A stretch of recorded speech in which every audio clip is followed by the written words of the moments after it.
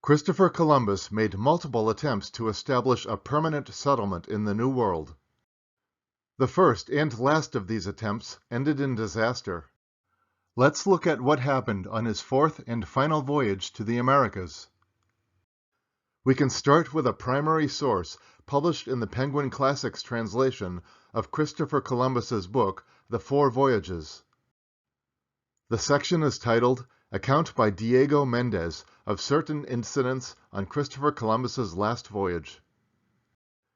The explorer describes how in 1503, during Christopher Columbus's fourth voyage to the New World, the Spaniards landed on the north coast of modern-day Panama, known to them as Veragua.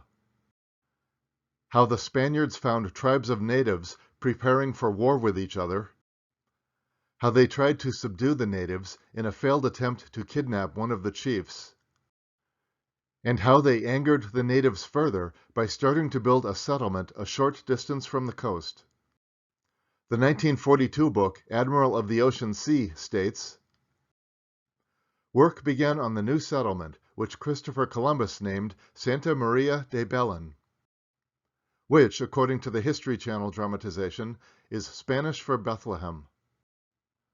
Ferdinand, son of Christopher Columbus, describes it as situated on the west bank of the river Belen, a Lombard shot from the mouth, beyond a gully that comes down to the river, at the foot of which there is a Monticello, or hill. When the Admiral, Christopher Columbus, had put to sea from the north coast of Veragua, and the bulk of their, or our, force were saying farewell aboard the caravels outside, I, Diego Mendez, was left at the settlement with only 20 men, for the rest had gone down to the harbor to take their leave of him. The 2011 book, Columbus, The Four Voyages, adds information about Christopher Columbus's brother, Bartholomew, and his son, Ferdinand. When the Indians and their chief we had tried to kidnap saw that the caravels had sailed, Ferdinand wrote, and we could not help the men who remained behind, they, the Indians, attacked the Christian town. Suddenly I, Diego Mendez, was attacked by a host of about 400 natives armed with spears, darts, and slings. There suddenly appeared on the hills overlooking the village 400 warriors, armed with bows and arrows, slingshots and spears, which they hurled through the wattles of our huts. The dense woods allowed the Indians to creep up unobserved to within 50 feet of the huts. They attacked with loud cries, hurling darts at every Christian they saw. Lying concealed in the wood, they suddenly gave a great shout, then another and another, and thus, thanks be to God, gave me time to prepare for the battle and organize my defense. We remained on the shore among the huts we had built, and they on the wooded mountain, and arrows flied away. They began to shoot their arrows and hurl their darts as if attacking a bull. The arrows and darts fell as thick as hail. Stunned, Columbus's men fought back for their lives, led by Bartholomew, who had increasingly filled the leadership void left by his infirm brother, Christopher. Both sides hurled their darts, or spears, at the other, as if in a game of jousts, Ferdinand commented. Some warriors left the woods to come and attack us with clubs. So how did this charge go for the native Panamanians? Unfortunately for them, none of them returned, for all lost an arm or a leg or were killed outright by our swords. Diego Mendez wrote, punished by the edge of the sword and by the dog who pursued them furiously, they fled.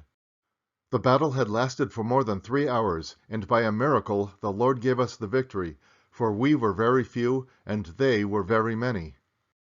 The toll, 1 Christian dead and 7 wounded, one being Bartholomew Columbus, who received a dart wound in the chest, but he would survive. Ferdinand Columbus, close to the action, appeared satisfied with the outcome, but priest Bartolomé de las Casas sputtered with rage as he considered this latest example of Spanish barbarism. As ever, it is the poor naked and defenseless Indians who come off the worse, while the Spaniards are free to butcher them. Well, I would not have called them defenseless, but I can understand the priest criticizing the violence that never seemed to end. When the battle was over, Captain Diego Tristan and his men, who had been watching the battle from the boats without offering to help, came from the ships with the intention of taking boats upriver to fetch water for the voyage. Despite my earnest warnings not to go, he overruled me and went upriver with 2 boats and 12 men. There the natives fell on him by surprise, and killed him and all his men except one, who escaped to bring the news.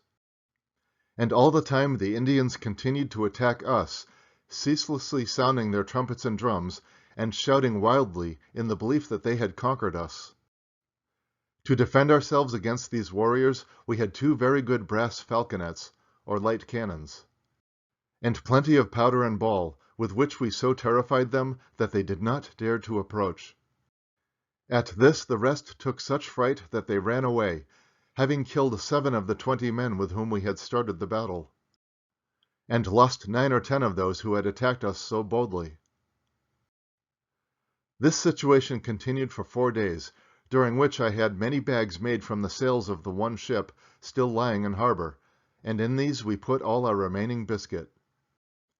I then took 2 canoes, and the men who had been left with me were taken out a few at a time, and I remained with 5 men at the last and entered the last boat at nightfall. The Admiral was highly delighted with this action, and repeatedly embraced me, kissing me on both cheeks, in gratitude for the service I had done him.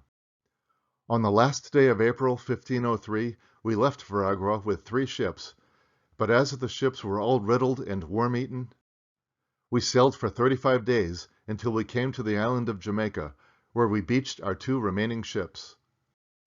Unfortunately for them, there were more battles, the threat of starvation, and even a mutiny ahead before the 4th voyage came to an end. Thank you for watching. Please like this video and see links in the description below to watch Columbus, The Lost Voyage, and read The 4 Voyages by Christopher Columbus.